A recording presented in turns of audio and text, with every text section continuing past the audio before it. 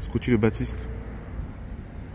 Alors du coup, cette journée, un petit mot pour cette journée? Un petit mot, merci Jésus. Merci Jésus. Et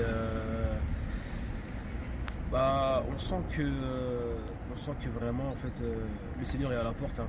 On sent vraiment que le Seigneur est à la porte. On sent qu'il y a beaucoup de dévouement, surtout concernant les jeunes en fait qui réalisent en fait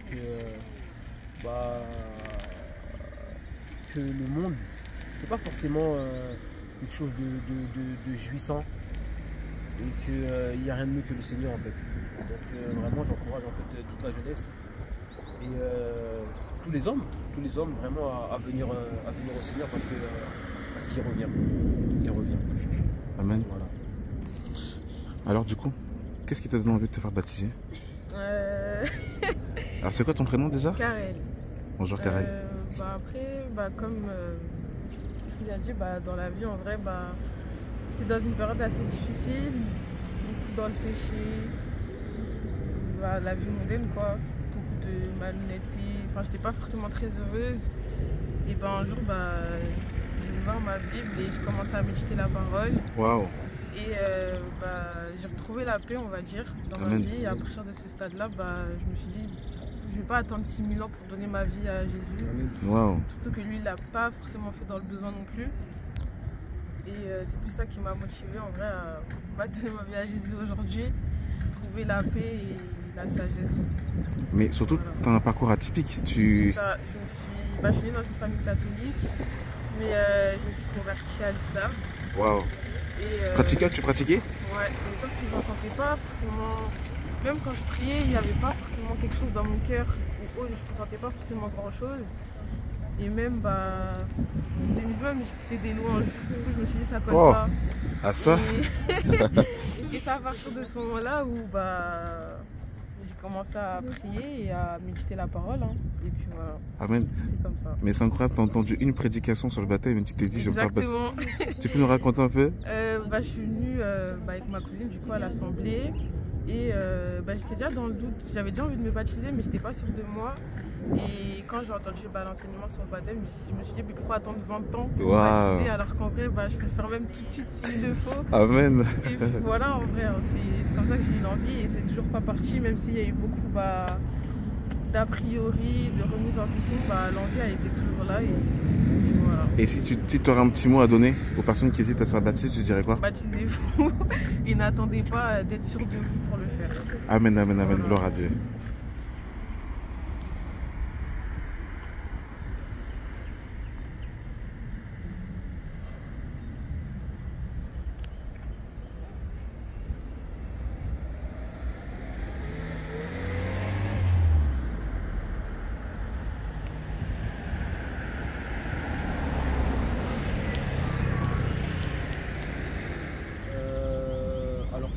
Pas être très long, le baptême c'est la mort et la vie. En fait, c'est l'ensevelissement d'une ancienne vie. En fait, on se plonge dans l'eau et en fait, l'ancien nous meurt et on vit de nouveau en fait en Jésus. Et il est important aussi de savoir en fait que le baptême en fait c'est un engagement de bonne conscience. Cet engagement-là, en fait, étant bébé, on ne peut pas le prendre. Et c'est pas une personne aussi qui peut prendre cet engagement-là, en fait, pour nous, en fait. Et ça, c'est important, en fait, qu'on le sache, surtout en tant que chrétien. Et j'aime bien parler du baptême parce que c'est quelque chose, en fait, qui se rapproche un peu du mariage. Parce que quand on nous parle d'engagement, c'est un engagement en fait, qu'on prend en fait, vis-à-vis des hommes et vis-à-vis aussi de Dieu. Donc comme là en fait c'est Karel en fait, qui a pris cette décision en fait, de vouloir en fait, passer par les eaux du baptême. Et par là c'est une décision en fait, qu'elle prend en fait, auprès des hommes. Donc voilà pourquoi on est là aujourd'hui. C'est comme si en fait, elle nous invitait en fait, à son mariage en fait. C'est comme si elle nous invitait à son mariage. Et on est témoins. On est témoins parce qu'on a accepté en fait l'invitation et Dieu est là aussi. Dieu est là et Dieu y voit. Parce qu'en fait, c'est un engagement qu'elle prend avec Dieu.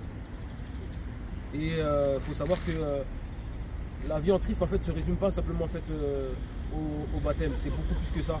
Parce que après le baptême, justement, bah, vient une nouvelle vie. Vient une nouvelle vie. Et c'est ce qui dit, les épreuves en fait on les vit plus de la même manière en fait. Parce que tous autant qu'on aime, chrétiens ou non chrétiens, on est tous éprouvés. Tous éprouvés en fait de toutes parts. Mais il faut savoir que on quitte quelque chose pour venir en fait autre part. Donc c'est entre guillemets on quitte les choses de ce monde pour s'attacher en fait à Christ. Il faut savoir que la personne en fait qui nous maintient dans les choses du monde ne va pas nous laisser comme ça en fait. Donc les choses dans lesquelles tu pouvais être, voilà, c'est des choses en fait qui va te proposer. Voilà, ça va être plus de trucs en fait où on n'a pas l'habitude de te proposer certaines choses et là en fait il y a des choses qui vont venir et tout et ça sera à toi en fait de tenir ferme en fait. Parce que là tu es observé. Les gens vont voir en fait ta marche, comment tu vas marcher, comment tu vas te comporter. C'est un témoignage en fait. C'est un témoignage et chrétien c'est pas seulement le nom. C'est beaucoup plus que ça en fait. C'est toute une vie en fait. C'est un parfum, c'est un comportement, c'est une manière d'être, une manière de s'exprimer. C'est un tout en fait. C'est pas simplement je suis chrétien, mais on le voit pas. Parce que chrétien, on n'a pas besoin de le dire en fait. Chrétien, ça se voit, ça se sent. C'est comme ça en fait, chrétien. Donc voilà un peu. Et après, voilà, il y a aussi ce truc où les gens se déplacent. Les gens se déplacent pour venir, pour assister justement en fait à ce grand jour et tout.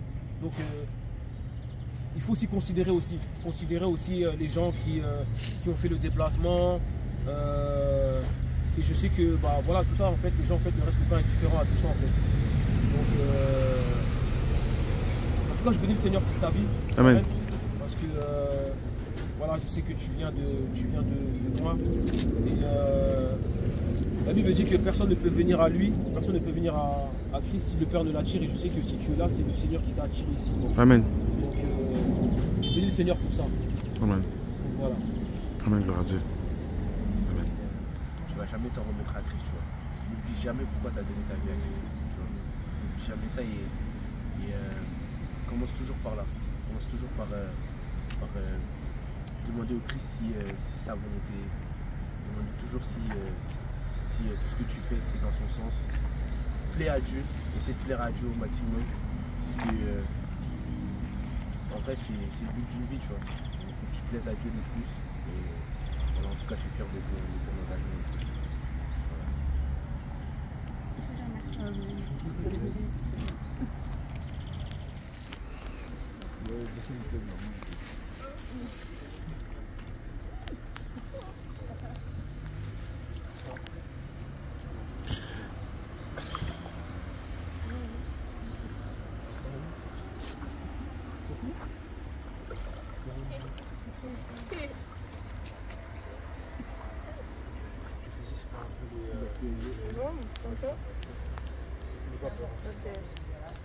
Je vais prier.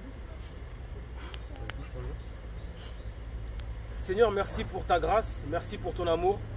Adonai, Seigneur, je te remets, Seigneur, la vie de Karel entre tes mains, Seigneur. Afin que tu puisses, Seigneur, continuer l'œuvre que tu as commencée dans sa vie.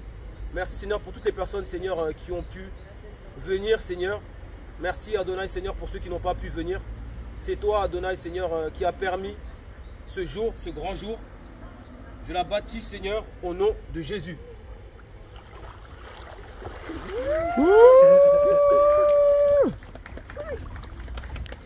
Allez, Karel. Amen. Karel School. Alors, un petit mot? Je me sens libérée. Je pense que ça fait du bien. En vrai, c'est une libération un peu. Et franchement, je rends grâce à Dieu pour cette nouvelle vie, pour ce nouveau départ. Et j'espère que ça va passer. Voilà, franchement, merci d'être venu. Merci d'avoir fait le déplacement. Et puis voilà. Amen. Amen. Grave, c'est bien, vraiment.